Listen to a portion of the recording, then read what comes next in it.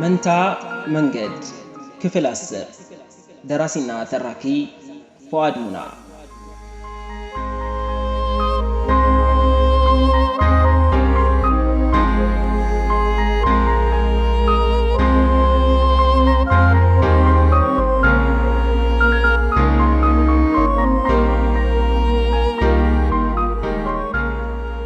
ከሀያት ጋር ከታረቅንና ለመጋባት ከወሰንን በኋላ በአራታችን መካከል የነበረው የቀድሞ የጓደኝነት መንፈስ ተመለሰ። ከሀያት ጋር ኒካህ ለማሰር መወሰኔን ቀድሜ ደውዬ ነገርኩት ለሰይድ ነበር፣ ለልብ ጓደኛዬ። የእውነት እኔ ሳይሆን እሱ የሚያገባ ያህል ነበር የተደሰተው። በነገራችን ላይ እህቶቼ መርየምና ኢስራ ከኔ ጋር ያላቸው ቅርበት ጨምሯል። ቢያንስ በሳምንት 3 ቀን ይደውሉልኛል። የሀያት እህት መግፊራ ደወለችልኝና የክፍለ ዘመኑ ምርጥ ውሳኔ ነው የወሰንከው አለችኝ የሳቀች። እሷም እንደ እህቷ ፍልቅልቅ ናት። የእህትሽን ባል እንዲህ ነው የምታናግሪው? አክብሪኝ እንጂ አልኳት እየሳቁ። በውሳኔያችን በጣም መደሰቷን ነግራኝ አንዳንድ ነገሮችን አወራን። እኔ መጀመሪያ ስራ ብዬ ያቀድኩት እህቶቼን ከሀዩ ጋር ማስተዋወቅ ነው። እነሱ ከወደዷት እናቴ ላይ በጣም ተጽዕኖ ይፈጥራሉ። ለነገሩ ከእናቴ ጋር ቀረቤታም ስለሌለኝ እነሱ ይጨርሱልኝ ይሻላል። ለእህቶቼ ውሳኔን ነግሬ የሀያትን ፎቶ ቫይበር ላይ ላኩላቸው። በፎቶ ወደዋት ሊሞቱ ምንም አልቀራቸውም። ስልኳን ሰጥቻቸው ተዋወቋት። በውሳኔያችን መደሰታቸውንም ነገሯት። ይህች የደስታና የሐዘን መግለጫ በመንግስታት ብቻ ሳይሆን በግለሰብ ደረጃም አለች። ከእህቶቼ ጋር በደንብ ካስተዋወቅኳት በኋላ ለአባዬ ደውዬ ነገርኩት።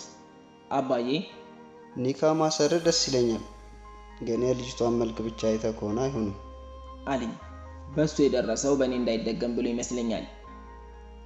እናቴ ቆንጆ ናት፣ ግን ምንም ስርዓት የላትም። ይኸው ህይወቱን ሙሉ ስታቆስለው እና ሲደበድባታለች። ከዚህ ቀደምም ወደፊት ሳገባ ስነ ምግባሯ ያማረ ሴት እንድመርጥ መክሮኝ ያውቃል። እኔም ከሀዩ ጋር ያለንን ቅርበት፣ ስነ ስርዓቷን፣ ሃይማኖቷ ላይ ያላትን ዕውቀት ስነግረው እንደዛ ከሆነችማ ለመህር 1 ሚሊዮን ብር ብትጠይቅም ደስ እያለኝ እኔ እሰጥሃለሁ አለኝ። አባቴ ስልኳን ወስዶ ሀያትን አወራት። የሀያት ቤተሰቦችም ደውለው ብዙ ነገር አወሩን። እንግዲህ መተጫጨት ተጧጡፏል። እናቴ ቅር እንዳይላት ብዬ ደወልኩና ኒካ ለማሰር ማሰቤን ነገርኳት። ልጅቷ ከየት ናት አለችኝ አስቀድማ። ሰው አሁን ብሔር ላይ ምን እንዲህ አጣድፈዋል? ድሮም እኮ እናቴ ሸሯ ይቀድማል። ግን ደስ የሚለው የሀዩ ቤተሰቦችና የእናቴ ብሔር ተመሳሳይ ነበር እንጂማ አይሆንም ብላ ቀውጤ ትፈጥር ነበር። አዲስ አበባ ታድጎ እንዴት ብሔር እንደዋና መስፈርት ይታያል? ድድብና ነው። የሀዩና የኔ ቤተሰቦች እና ሀያት ቤት ተገናኝተው ጉዳዩ ላይ መከሩበት።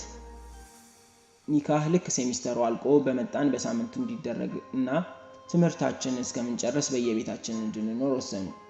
ይህ ሁሉ ነገር ሲካሄድ እኔና ሀዩ ባህር ዳር ነን። ውሳኔያቸውን ስንሰማ ትዳር ምን ያህል ቤተሰብ የበላይ ጠባቂ ሆኖ ሲደግፈው ደስ እንደሚል ተረዳን። ምን አለ ሁሉም በስሜት ተቃጥሎ ፍቅረኛ የሚሉት የዝሙት መንደርደሪያ ላይ ከሚቆምና ቁልቁል ተንደርድሮ ዝሙት ውስጥ ከሚዘፈቅ ቤተሰብ አጋብቶ ራሳቸውን ሲችሉ አብረው መኖር እንዲጀምሩ ቢያደርግ ማህበራዊ ቀውሱን በጣም መቀነስ ይቻል ነበር። አሁን እኔና ሀዩ ፈተና ጨርሰን ወደ ሸገር ስንመለስ ኒካ እናስራለን። ይሄ ማለት ሀዩ ሚስት ሆነች ማለት ነው። ኒካ ከታሰረ በኋላ በስማት አለም አብረን ብንተኛ ዝሙተኛ አይደለም፣ ሚስቴ ነች። ግን በቤተሰቦቻችን ውሳኔ መሰረት ትምህርት እስከምንጨርስ የምንኖረው በየቤታችን ነው። ራሄል የሀያትና የኔ ጉዳይ መስመር ሲይዝ ዘወትር ካልተነጠፍንልሽ ከሚሏት ወንዶች አንድ ጨዋ የሆነ እስክንድር የሚባል የነሱ ቸርች ልጅ ጋር የፍቅር ግንኙነት ጀመረች። ከጎኗ የሲጃራ ፓኮ አውጥቶ አንዱን የመምዘዝ ያህል ነበር ያቀለለችው። ድሮም እኔም ብላ እንጂ እንኳን የሱ ልትባል ቀርቶ አብሯት ስለቆመ የአደም ዘር በሙሉ የሚኮራበት አይነት ውብ ልጅ ነበረች። በእርግጥ ትንሽ ውጥረቷን ለማርገብ እንዲረዳት ብላ እንጂ ልጁን አፍቅረው አይደለም። እስክንድር የጓደኝነት ክበባችን ውስጥ ሲጨመር 5 ሆኑ። እስክንድር ተጫዋች ነው። እኔም በጣም ተመችቶኛል። ኢኮኖሚክስ የሚያጠና የሸገር ልጅ ነው።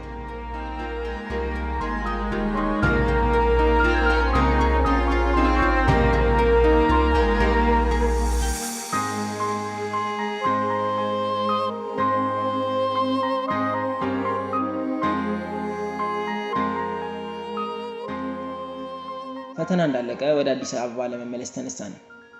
እንደተለመደው ሀጅራ ወደ ኮምቦልቻ በጠዋት ሄደች። እኔ፣ ሀዩ፣ ሪቾ እና እስክንድር ደግሞ 4 ሰዓት አካባቢ ወደ አዲስ አበባ በረርን። በረራው እንደተጀመረ ሀዩ ወደ እኔ ዞር አለችና ለኒካው 1 ሳምንት፣ አብሮ መኖር ለመጀመር 1 ዓመት ከ1 ሴሚስተር ቀረ አለች። ገና ካሁኑ ቀን መቁጠር መጀመሩ አሳቀኝ። ነገ ዓይንህ ይበራል ሲባል ዛሬም እንዴት አድሬ እንዳለው አይነ ስውር ሆነችብኝ። አዲስ አበባ በገባን በሳምንቱ እሁድ ቀን የኒካህ ዝግጅቱ እንዲደረግ ተወሰነ። እኛ ቤት የድግሱ ዝግጅት ሰርግ ነው የሚመስለው። ሞቅ አድርገውታል። ገና ቅዳሜውን ድንኳን ደኩነዋል። ሴቶቹ ቤት ውስጥ ግጥም እየገጠሙ ከበሮ እየመቱ ጭፈራውን ያስነኩታል። ሴቶቹ የሚገጥሙት ግጥም ብዙውን እኔን የሚያሞግስ ነበር። ከሰይድ ጋር ከሚጨፍሩበት ክፍል አጠገብ ትንሽ ቆመን ሰማናቸው። መሬም ታወጣለች፣ ሌሎቹ ይቀበላሉ። ያንድልሽ ወሬ ያልከፈል እጡ አካሜናት እንዱር አንድ ነው ለናቱ ለምንነተአቱ ሰግደን እንጀራውን አግሮት በስሱ በስሱ ሀይሚና አክረም እንጎራረሱ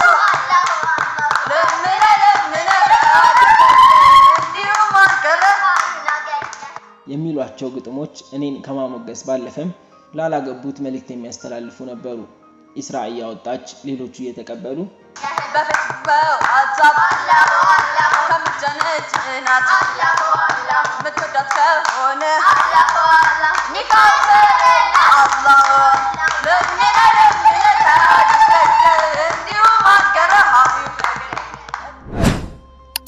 ፈገግ አልኩና ሰይዶ እኔ እንግዲህ ላገባ ነው ላንተ ይመስላል፣ ምትጀነጅናት ካለ መክረዋል አልኩት። እኔ ከሰይድ ጋር ለኒካሁ ቀን የሚያስፈልጉኝን አልባሳት ገዛዝቼ ጨርሻለሁ። በተለምዶ ሙሽራው የኒካህ ቀን ሙሽራዋን ወደ ቤቱ የማይወስዳት ከሆነና ከዛ በኋላ በሰርግ ሊወስዳት ካሰበ ሙሽራዋ በኒካሁ ቀን ወደ ወንዱ ቤት አትሄድም።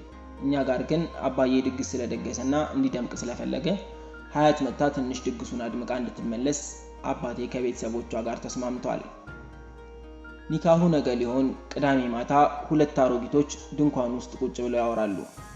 እኔ በድንኳኑ ጀርባ በኩል ነኝ፣ አያዩኝም። ቆይ ልጁ መቼ ከ20 ዓመት ዘለልና ነው ለጋብቻ ያስሮጣው አለች አንዷ ሴትዮ። ምን የዛሬ ልጆች ገና ቂጣቸውን ሳይጠርቁ ነው ሚስት ማለት የሚጀምሩት አለች ሁለተኛው አሮጊት። ሳላስባንን በድንኳኑ በር በኩል እያለፍኩ አሮጊቶቹን ለማን እንደሆንኩ ተመለከትኩ። የአንዷ ልጅ ሳታገባ ዲቃላ አንጠልጥላ ይዛባት መታ አሮጊቷ እያሳደጉ እንደሆነ መሬም ነግራኝ ነበር። ታዲያ ምን ታድርግ? ትዳርን እንዲህ ቅዠት አድርጋ የምታሳይ እናት ካለቻት ሌላ አማራጭ መፈለጉ አይቀሬ ነው። ሁለተኛዋ ደግሞ ልጇ ብዙም ወጣ ያለ ባይሆንም ፍቅረኛ እየቀያየረ ስሜቱን ሲያስታግስ የኖረ ነው። አሁን የልጆቹ ዝቅጠት መነሻ ወላጆቹ መሆናቸው ገባኝ። ገና ስለ ትዳር ሲነሳ የሆነ ሆረር ፊልም አድርገው ያሳዩሃል። አንተ መወጣት የማትችለው የኃላፊነት ማዕት የተደረደረበት መጋዘን አድርገው ይነግሩሃል። ምንም ደስታ የሌለበት የችግር መሰረት አድርገው ይስሉልሃል። ግን እውነታው ይህ አይደለም። ትዳር ተፈጥሯዊ ተቋም ነው። የሰው ልጅ ስሜት በተፈጥሯዊ መንገድ መርካት አለበት። ለዚህ ደግሞ ትዳር የመጀመሪያውና የመጨረሻው አማራጭ። ይሄ ተቋም በቀላሉ እንዲመሰረት ወላጆች ልጆቻቸውን ሊያግዙ ይገባል። አሁን ግን ትውልዱ የትዳርን በር ጠርቅሞ የዝሙትን በር ከበረገደው ቆይቷል። የተዘጋው በር ሊከፈት ግድ ይላል።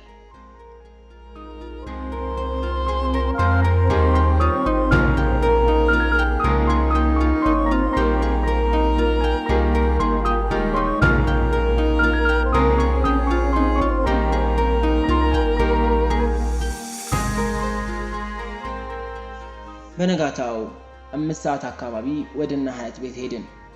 ኒካህ ስለሆነ ግርግር አላበዛንም። በ3 መኪና ነበር የሄድነው። ሰይድም ከኛ ጋር መጥቷል እና አያት ቤት ስንደርስ የሴቶቹ ጭፈራ ለጉድ ነው። መድረሳችንን ሲያውቁ ደግሞ ጭፈራውን የበለጠ አደመቁት። ቤተሰቦቿ በር ላይ ወጥተው ተቀበሉንና ወደ ውስጥ ገባን። የሴቶቹ የጭፈራ ድምጽ ይሰማኛል። እዚህ ደግሞ ሀዩን እያሞገሱ እኔን ይነቁራሉ። ስገምት መግፊራ ትመስለኛለች፣ አሊያም ሌላ ሰው የሚያወጣው እንዲህ አሉ።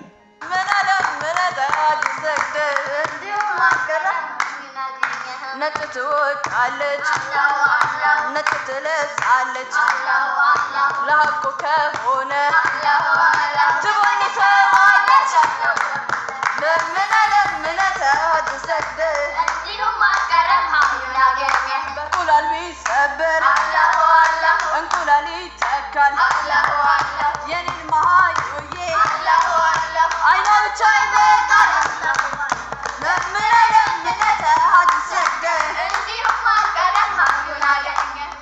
ሰይድ እየሳቀ ኧረ በግጥም ወረዱብን አለኝ። ሀዩን ሊሰጡንማ ቢገርፉንም እንችለዋለን አልኩት እየሳቅኩ። ገብተን ትንሽ እንደተቀመጥን የኒካህ ዝግጅቱ ተጀመረ። በሃይማኖታዊ ስርዓቱ መሰረት የጋብቻ ንግግር በሃይማኖት አዋቂ ተደርጎ ሀያት ጥሎሽ የምትጠየቅበት ሰዓት ደረሰ። ለወጉ 2000 ብር አለች። ወዲያው ጥሎሹን ሰጥተን የጋብቻ ወረቀቱ ላይ ተፈራረም። ሀዩን አገባዋት። ልክ ሀያት ያለችበት ክፍል ወረቀቱ ተልኮ ስትፈርም ሴቶቹም ግጥማቸውን ሁለታችንንም የሚያወድስ አደረጉት።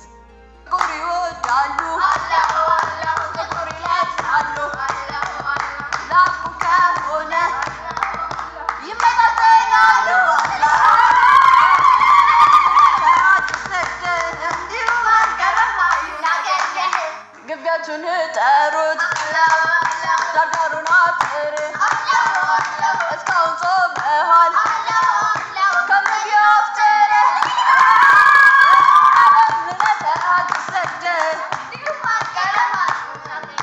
በድቤ ታጅቦ በሴቶቹ ድምጽ ይቀለጻል።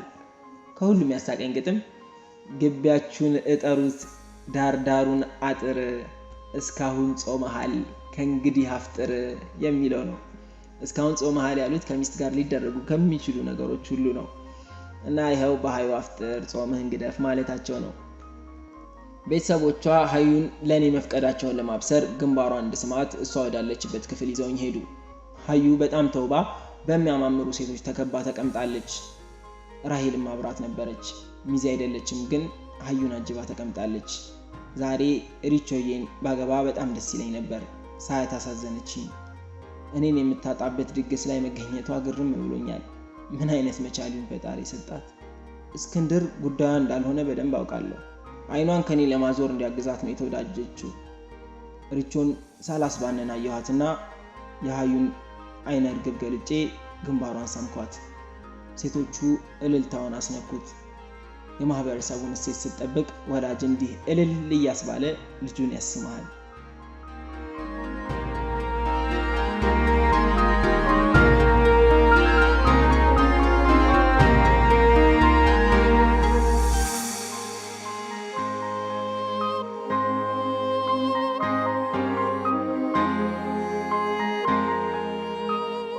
ክፍል 10 በዚሁ ተጠናቀቀ። ክፍል 11 ይቀጥላል። ደራሲና ተራኪ ፉአድ ሙና።